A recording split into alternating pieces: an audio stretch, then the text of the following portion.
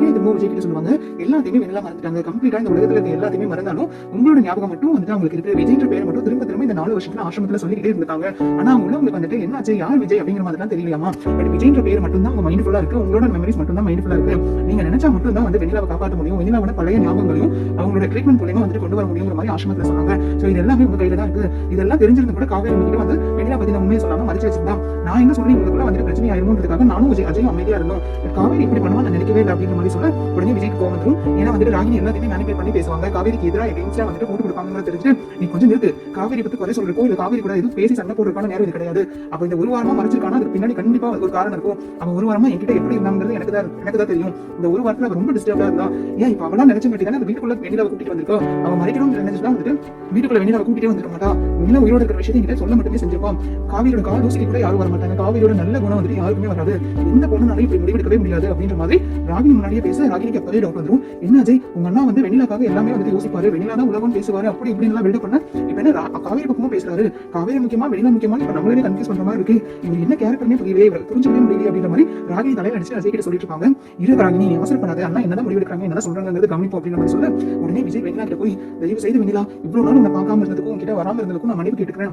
இப்படி ஒரு சூழ்நிலை இருக்கும்போது இங்க நான் என்னென்னமோ பண்ணிட்டேன், என்னென்னமோ தப்பு நடந்து போச்சு, உன்னை தேடிட்டு தான் வெண்ணிலா இருந்தேன், சத்தியமா சொல்றேன் உன்னை தேடாத நாட்களே கிடையாது. இந்த ஒரு வருஷமா தான் வந்துட்டு உன்னை தேடாத நான் நிறுத்திருக்கேன், 3 வருஷமா வந்துட்டு சென்னையில தேடாத நாள் இல்ல தேடாத இடங்களும் கிடையாது, சாரி வெண்ணிலா அப்படின்ற மாதிரி சொல்லிட்டு கையை பிடிச்சிட்டு சொல்லுவாரு வெண்ணிலா கிட்ட.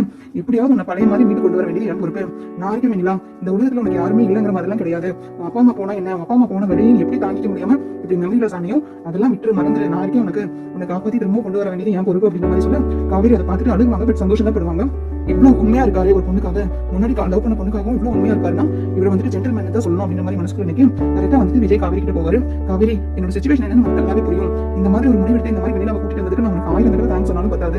என்னோட சிச்சுவேஷனையும் என்னோட மனநிலையும் புரிஞ்சுட்டு தான் இந்த மாதிரி ஒரு டெசிஷன் எடுத்துக்க, எந்த பொண்ணாலும் இது பண்ணவே முடியாது, நீ எனக்காக பண்ணிருக்க, ஆனா எனக்கு இன்னொரு ஹெல்ப் மட்டும் பண்ணு காவேரி ப்ளீஸ், எனக்கு கொஞ்சம் ஸ்பேஸ் கொடு, நான் வெண்ணிலாவை தாண்டி இப்ப என்னால எதுவுமே யோசிக்கவும் முடியாது, எனக்கு இப்ப எதுவுமே தோணவும் மாட்டேங்குது, இதனால நான் எத்தனை பேர்த்த ஹர்ட் பண்றேன், என்னெல்லாம் என் வாயிலிருந்து பேசிருக்கேன்னு கூட எனக்கு திருப்பி ரீவைண்ட் பண்ணி எடுக்க முடியல, எனக்கு கொஞ்சம் ஸ்பேஸ் மட்டும் கொடு. இன்னைக்கு ஒரு நாளைக்கு வந்துட்டு நான் நிம்மதியா தூங்கி எந்திரிக்கிறேன், தூங்கி எந்திரிச்சு மார்னிங் வந்துட்டு எனக்கு ஃப்ரெஷ்ஷான மைண்ட்ல யோசிச்சேன்னா என்னால எந்த முடிவுமே எடுக்க முடியும். இப்போ கொஞ்சம் எனக்கு பிளாங்கா இருக்கு, என்னால வந்துட்டு இதை தாண்டி எதுலையுமே வந்துட்டு யோசிக்க முடியாம நான் ரொம்ப வந்து ஸ்ட்ரெஸ்ஸா இருக்கேன், please understand me Kaveri, sorry so much Kaveri அப்படின்ற மாதிரி வந்துட்டே சொல்ல காவேரி விஜய் கையை பிடிச்சி தலையை மட்டும் ஆட்டுவாங்க. உடனே கங்கா கேட்பாங்க, என்ன விஜய் என்ன சொல்றீங்க, காவேரி கிட்ட நீங்க இந்த மாதிரி பேசுறதுக்கான அர்த்தம் என்ன, வெண்ணிலா வந்துட்டு இங்க இருக்க வைக்கிறதா சொல்றீங்க, காவேரி இங்க இருக்கா, இதெல்லாம் வந்துட்டு பிராக்டிகலா வந்துட்டு நடைமுறைக்கு ஒத்து வருமா, நீங்க லவ் பண்ண பொண்ணாவே இருக்கட்டும், அவங்க இந்த மாதிரி சிச்சுவேஷன் சரியில்லாம இருக்கட்டும், பட் அதுக்காக அந்த பொண்ணு இங்க தங்க வைக்கிறது சரியில்லை விஜய், நீங்க கொஞ்சம் யோசிச்சு பாருங்க, இதெல்லாம் வந்துட்டு ஒரு புருஷன் முன்னாடிக்குள்ள இடைவெளி தான் உண்டாகும், நீங்க 2 பேருக்கு சந்தோஷமா இருந்துட்டு இருக்கீங்க, உங்களுக்குள்ள எந்த பிரச்சனையும் வரக்கூடாது, இது அம்மாக்கு தெரிஞ்சுன்னா கண்டிப்பா அம்மானால தாங்கிக்கவே முடியாது, உங்களோட மன கஷ்டம் என்னங்கிறது எங்களுக்கு புரியுது, நீங்க இந்த அளவுக்கு வருத்தப்படுறீங்கன்னா அதுக்கு பின்னாடி ஸ்ட்ராங்கான ரீசன் இருக்குங்கிறது புரிஞ்சுக்க முடியுது, பட் என்னோட தங்கச்சி லைஃப் நான் யோசிக்கணும்ல, இதனால வந்து உங்க லைஃப்ல இந்த ஏதாவது பிரச்சனை வந்துருமோ எனக்கு பயமா இருக்கு அப்படின்ற மாதிரி சொல்ல உடனே விஜய் கை எடுத்து போவாரு. பாருங்க சாரி கங்கா, இப்ப நான் யார்கிட்டயும் என்னோட சிச்சுவேஷனையும் சரி என்னோட பிரச்சனையும் சரி எக்ஸ்பிளைன் பண்ற சிச்சுவேஷன்ல கூட நான் கிடையாது, இதனால வந்துட்டு எனக்கு பெரிய பிரச்சனை வந்தாலும் சரி இப்போதைக்கு எனக்கு வெண்ணிலா வந்துட்டு நான் காப்பாற்றணும், வெண்ணிலா வந்துட்டு பழைய மாதிரி கொண்டு வரணும், நான் வெண்ணிலா மீறி எந்த முடிவு என்னால இப்போதைக்கு என்னால எடுக்க முடியாது, வெண்ணிலாவை தாண்டி என்னால சந்தோஷமாவும் இருக்க முடியாது, என்னால ஒரு பொண்ணு இந்த நிலைமைக்கு போயிருக்கா, இப்ப அவன் ஞாபகம் ஃபுல்லா நான் மட்டும் தான் இருக்கேங்கிற போது எப்படி நான் அவளை மறந்துட்டு சந்தோஷமா இருக்க முடியும், ஒரு காலத்துல இவதான் நான் லைஃப்னு வாழ்ந்திருக்கேன், அதெல்லாம் என்னால மறக்க முடியாது, என்னோட சிச்சுவேஷன் என்னோட எமோஷனை கொஞ்சம் புரிஞ்சுக்கோங்க ப்ளீஸ், இப்ப எந்த சீனும் கிரியேட் பண்ணிக்காதீங்க, யாருக்கும் பதில் சொல்ற நிலைமையில கூட இல்ல, இந்த ஒரு நைட் ஃப்ரீயா விடுங்க அப்படின்ற மாதிரி நான் எடுத்து கொண்டுவாரு. உடனே தாத்தா வந்துட்டு கங்கா கிட்டையும் காவேரி கிட்டையும் மன்னிப்பு கேட்பாரு.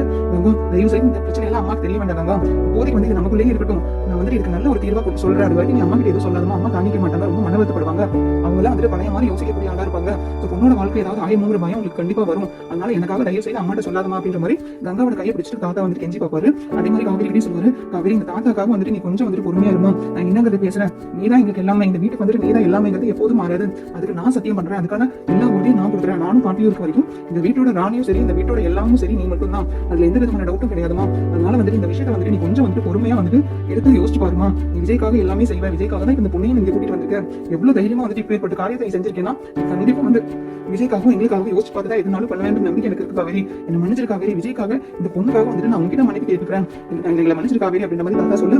உடனே விஜய் தாத்தா கிட்ட போய் சொல்லுவாரு, பாத்தீங்களா தாத்தா வெண்ணிலாக்கு இந்த உலகத்துல இருக்க எல்லாமே மறந்துச்சாமா, நான் மட்டும் தான் இருக்கேனாமா, அவன் ஞாபகம் ஃபுல்லா அவனோட மெமரிஸ் ஃபுல்லா விஜய்ன்ற பேரும் விஜய்ன்ற ஞாபகம் மட்டும் தான் இருக்காமா, இது என்ன தாத்தா இது? நான் என்ன பாவம் பண்ணேன்? இப்படி வந்துட்டு எனக்கு பிரச்சனை மேல பிரச்சனையா வருது.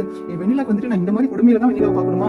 4 வருஷம் கழிச்சு இவளை பார்க்குறேன். அட்லீஸ்ட் இவ சந்தோஷமா இருந்தாலும் அந்த மன நிம்மதியில வந்துட்டு நான் மூவ் ஆன் பண்ணிருக்கேன். பட் இப்படி ஒரு மன கஷ்டத்துலையும் இப்படி ஒரு சுச்சுவேஷன்ல என்ன தள்ளிட்டாங்களே. இப்ப நான் என்ன பண்றது? இதை நான் எப்படி ஹேண்டில் பண்றது? இதை நான் எப்படி வந்துட்டு டேக் கேர் பண்ண போறேன் தாத்தா? எனக்கு நினைச்சா எனக்கே வந்துட்டு ரொம்ப வந்துட்டு கவலையா இருக்கு. என்ன பண்றதுனே தெரியல தாத்தா. வெண்ணிலாவை நம்ம எப்படியாவது சரி பண்ணணும் தாத்தா. என்ன தாத்தா பண்றது? வெண்ணிலா பத்தி யோசிச்சு ரொம்ப ஸ்ட்ரெஸ்ஸா பேசிட்டு இருப்பாரு. உடனே தாத்தா சொல்லுவாரு, தயவு செய்து நீ போய் தூங்குறா. இப்போதைக்கு போய் நீங்க தூங்குங்க, காலையில வந்துட்டு யோசிக்கலாம். காலையில யோசிச்சு பார்த்தோம்னா இதுக்கு சரியான சொல்யூஷன் தீர்வு கிடைக்கும். இப்போ வந்துட்டு இந்த வெண்ணிலா வந்து ஷாக்ல இருந்து நீ வெளியில வந்துருக்க மாட்டேன். அந்த பொண்ணு வந்துட்டு உங்களோட முன்னாடி வந்ததும் பழைய ஞாபகம் அந்த அதிர்ச்சியிலேயே நீ போய் தூங்கி ரெஸ்ட் எடுத்தா கண்டிப்பா சரியாயிரும். அதே மாதிரி அந்த பொண்ணுக்கு உடம்பு சரியான்னு சொல்றாங்க. பாட்டி அந்த பொண்ணுக்கு சாப்பாடு கொடுக்க சொல்றாங்க. சாப்பாடு கொடுத்து நம்ம மேல இருக்கிற ரூம்ல வந்துட்டு அந்த பொண்ணு ஸ்டே பண்ண சொல்லலாம். நீ தயவு செய்து போய் தூங்குறான். விஜய் அழைச்சிட்டு போமா அப்படின்ற மாதிரி சொல்லிட்டு விஜய் வந்துட்டு உள்ள போயிவாரு. அதே மாதிரி பின்னாடியும் வந்து காவிரி அவங்க ரூம் போயிவாங்க. கங்கா கிட்ட வந்துட்டு ரொம்ப நேரம் தாத்தா வந்துட்டு சமாதானப்படுத்திட்டு இருப்பாரு. நான் மன்னிப்பு கேட்டு கங்கா, தயவு செய்து இந்த விஷயம் நமக்குள்ளே இருக்கட்டும். இது நம்ம அம்மா கிட்ட சொல்ல வேண்டாம், மறைக்க வேண்டாம்லாம் நான் சொல்லலாமா? சொல்லக்கூடிய நேரமும் காலமும் கண்டிப்பா வந்துட்டு நம்மளுக்கு ஒத்துழைக்கும் போது நம்ம அம்மாட்ட புரியுற மாதிரி எல்லாம் புரிய வச்சிடலாம். தயவு செய்து இப்போதைக்கு கொஞ்சம் பொறுமையா இருக்கும், யாருக்கையும் சொல்லிடாதமான்னு சொல்லிட்டு கங்காவை வீட்டுக்கு தட்டி விடுவாரு. அதுக்கப்புறம் வந்துட்டு விஜய் போய் ரூம்ல தூங்கிடுவாரு. காவேரியும் வந்துட்டு தூங்கிடுவாங்க. காவேரி தூங்குறதுக்கு முன்னாடி நினைப்பாங்க, என்னைக்கு இருந்தாலும் இந்த பிரச்சனை வந்துட்டு நம்ம சொல்லிதானா இருக்கணும். இந்த அளவுக்கு எமோஷனலா ஃபீல் பண்றாரு, இந்த அளவுக்கு லைஃபையே வந்துட்டு முடிஞ்ச அளவுக்கு ஃபீல் பண்றாருன்னா நம்ம வெளியில கூட்டிட்டு வந்தது நல்லதுதான். இதுல வந்துட்டு தப்பா யோசிக்கிறது எதுவுமே கிடையாது. நம்ம பண்ணது 100% வந்துட்டு கரெக்டான விஷயம் தான். இதனால நம்ம இந்த வீட்டை விட்டு வெளியில போனாலும் சரி, தாத்தா பாட்டிக்காக கொஞ்சம் பொறுமையா இருக்கும். ஏன்னா அவங்களோட ஹெல்த் வேற சரியில்லை. இந்த மாதிரி டைம்ல நம்ம வீட்டை விட்டு வெளியில போனோம்னா அவங்களுக்கு ஹார்ட் ப்ராப்ளம் ஏதாவது வந்துச்சுன்னா அதெல்லாம் வந்துட்டு நம்மளால தாங்கிக்க முடியாது. நம்மளால யாருக்கும் எந்த பிரச்சனையும் வந்துடக்கூடாது. கொஞ்சம் பொறுமையா இருக்கும். தாத்தா பாட்டிட்ட மெதுவா பொறுமையா எடுத்து சொல்லிட்டு அதுக்கப்புறமா வந்துட்டு இந்த வீட்டுல இருந்து நம்ம கிளம்பிடலாம். இப்போதைக்கு விஜய் வந்துட்டு கொஞ்சம் நார்மல் ஆகட்டும். இவர் ரொம்ப அப்நார்மலா இருக்காரு. வெண்ணிலாவை யோசிச்சு மைண்ட் ஃபுல்லா வந்துட்டு ரொம்ப ஸ்ட்ரெஸ்ஸா இருக்காரு. இந்த மாதிரி ஆல்ரெடி ஸ்ட்ரெஸ்ல இருக்கும்போது நம்மளோட ஸ்ட்ரெஸ்ஸையும் கொடுத்தா அவரால் கண்டிப்பா டேக்கிள் பண்ணவே முடியாது. இவ்வளவு நாள் வந்துட்டு இவர் கூட வாழ்ந்த வாழ்க்கைக்கு ஒரு அர்த்தம் இல்லாம போயிடும். இவர் புரிஞ்சுக்காம இவருக்கு எக்ஸ்ட்ரா ஸ்ட்ரெஸ் கொடுத்துட்டு நம்ம இந்த வீட்டை விட்டு போறது வந்துட்டு வாழ்ந்த வாழ்க்கைக்கும் நான் அவர் மேல இருக்க வச்சிருக்க அன்புக்கும் வந்துட்டு ஒரு புரிதலும் இல்லாம மீனிங்கும் இல்லாம போயிடும். அதனால நம்ம நிம்மதியா தூங்குவோம். இப்படியே வந்துட்டு நடக்கதான் போகுது. அவரை நேரத்துக்கு வருன்ற நம்பிக்கை எனக்குள்ள இப்பவும் இருந்துட்டு தான் இருக்கு. என் அன்பு மீறி அதனால எதுவும் பண்ண முடியாதுன்னு நம்பிக்கை ஒவ்வொரு செகண்ட் எனக்கு தோணிட்டு தான் இருக்கு. இப்போதைக்கு வெண்ணிலா வந்து உடம்பு சரியாம இருக்கு. அந்த வெண்ணிலா வந்துட்டு கேர் பண்ணணும், ட்ரீட்மெண்ட் கொடுக்கணுங்கிறது மட்டும் தான் அவரோட கன்சர்னா இருக்கு. நம்ம தான் அவருக்கு எல்லாமே நம்பிக்கை எனக்கு இன்னும் வந்துட்டு ஒரு ஓரமா இருந்துட்டு தான் இருக்கு. அதனால நம்ம பொறுமையா இருக்கும் அப்படின்ற மாதிரி காவேரி அழுதுகிட்டே தூங்கிடுவாங்க. அதுக்கப்புறம் விஜய் பாத்தீங்கன்னா விடிய உட்காந்து யோசிச்சுட்டே இருப்பாரு. வெண்ணிலாவோட பழைய மெமரிஸும் வெண்ணிலா வந்துட்டு அவங்க 2 பேரும் லவ் பண்ணதையும் வெண்ணிலா வந்துட்டு எப்படி ஆக்சிடென்ட் ஆயிருக்கும், அவங்க அப்பா அம்மா எப்படி இறந்துருப்பாங்க, அவ எப்படி வந்துட்டு இந்த 4 வருஷத்துல அங்க இருந்திருப்பா, சாப்பாட்டுக்கு வழி இல்லாம எல்லாரும் அவளை கஷ்டப்படுத்திருப்பாங்க, அப்படி இப்படின்னு பல யோசனையோட வந்துட்டு நைட்டு விடிய உட்காந்து யோசிச்சுட்டே இருப்பாரு. அதுக்கப்புறம் காலையில பாத்தீங்கன்னா எந்திரிச்சு காவேரி தூங்கிட்டு இருப்பாங்க. இவர் வந்துட்டு தாத்தா கிட்ட போய் பேசுவாரு. தாத்தா இந்த மாதிரி வெண்ணிலா இனிமேல் நம்ம வீட்லயே இருக்கட்டும். காவேரி வந்துட்டு நான் எந்த டிஸ்டர்பும் பண்ண மாட்டேன் தாத்தா. இப்போதைக்கு காவேரி வந்துட்டு நான் எந்த டிஸ்டர்பன்ஸும் பண்ணாம அவங்ககிட்ட பேசாம இருக்கிறது கூட நான் ட்ரை பண்றேன். ஏன்னா வெண்ணிலா ஃபுல்லா கியூர் பண்ணணும், அவங்களுக்கு ட்ரீட்மெண்ட் கொடுத்து வெண்ணிலா பழைய மாதிரி நான் ஆக்கிட்டேன்னா அடுத்தது என் லைஃப்ல என்னங்கிறது நான் யோசிப்பேன் அப்படின்ற மாதிரி சொல்ல தாத்தா கேட்பாரு, வெண்ணிலா நீ சரி பண்றது ஓகேப்பா, மனிதாபிமான அடிப்படையிலும் நீ காதலிச்ச பொண்ணு இப்படி கஷ்டப்படுறாளேன்னு தெரிஞ்சுட்டு நீ அவளை சரி பண்ண நினைக்கிறது நான் தப்புன்னு சொல்லல, சந்தோஷப்படக்கூடிய விஷயம் தான். நீ அதை பண்ணிதான் ஆகணும். என் பேரை வந்து இவ்வளவு பெருந்தன்மையா இருக்கான், இவ்வளவு மனசாட்சியோட நடந்துக்கிறானா அதை நான் தப்பு சொல்ல மாட்டேன், அது நல்லதுதான். பட் நீ காவேரிக்கு என்ன பதில் சொல்ல போறேன்? காவேரி உன்னையே நம்பி வாழ்ந்திருக்கா, உன் கூட உண்மை தான் வாழ்ந்திருக்கா. ஒரு பொண்டாட்டி வந்துட்டு இந்த மாதிரி பண்ணுவானா? எங்க வந்து உலகத்திலேயே ஒரு பொண்டாட்டி இந்த அளவுக்கு புருஷன் வந்துட்டு விட்டு கொடுக்க மாட்டா, அது உனக்கு நல்லாவே தெரியும் அப்படின்ற மாதிரி சொல்ல விஜய் சொல்வாரு, தாத்தா நீங்க இந்த தப்பா நினைச்சீங்க தாத்தா, எனக்கு வெண்ணிலா வந்துட்டு சரி பண்ணா போதும், அவளை பழைய நிலைமைக்கு வந்துட்டு கவர் பண்ணி கொண்டு வந்தா போதும் மட்டும்தான் இருக்கு. பட் காவேரி தாண்டி என்னால எதுவுமே யோசிக்க முடியாது. காவேரி தாத்தா எல்லாமே, என் உலகமே அவதான், அவ என்னோட பொக்கிஷம், அவளை நான் என்னைக்குமே விட மாட்டேன். என் பொண்டாட்டியும் ஒருத்தி இருந்தா அது காவேரி மட்டும்தான். நான் வெண்ணிலா முன்னாடி காதலிச்சிருக்கேன், நான் காதலிச்ச பொண்ணு இப்படி கஷ்டப்படுறத பார்த்து எனக்கு சங்கட்டமா இருக்குன்ற மாதிரி இருக்கிறனாலதான் இந்த மாதிரி ஒரு முடிவெடுத்தனே தவிர பட் காவேரி தாண்டி நான் எதுவும் பண்ண மாட்டேன். இது உங்க மேல சத்தியம் சொல்லி அவருக்கு சத்தியம் பண்ணி கொடுப்பாரு. அதுக்கப்புறமா போய் காவேரி தூங்கிட்டு இருக்கனால காவேரி டிஸ்டர்ப் பண்ண கூடாதுங்கிறதுக்காக லெட்டர் எழுதி வைப்பாரு. லெட்டர்ல வந்துட்டு எல்லாமே மென்ஷன் பண்ணிப்பாரு. காவேரி நீ தாண்டி அவங்களுக்கும், நீ தான் என் பொக்கிஷம். வெண்ணிலா வந்துட்டு நான் கேர் பண்ணுங்கிறது மட்டும்தான் இருக்கேன் இல்ல, பட் உன்னை நான் எந்த காரணத்துக்காகவும் யாருக்காகவும் நான் விட்டு கொடுத்துட மாட்டேன். நீ தான் என் பொண்டாட்டி Kaveri. I love you so much. என்ன தப்பா நினைச்சிடாத காவேரி. வெண்ணிலா ட்ரீட்மெண்ட்காக மட்டும் எனக்கு ஹெல்ப் பண்ணி என் கூட சப்போர்ட்டிவா நீ நில்லு. அதுக்கப்புறம் வந்துட்டு அடுத்தது என்ன பண்ணணும்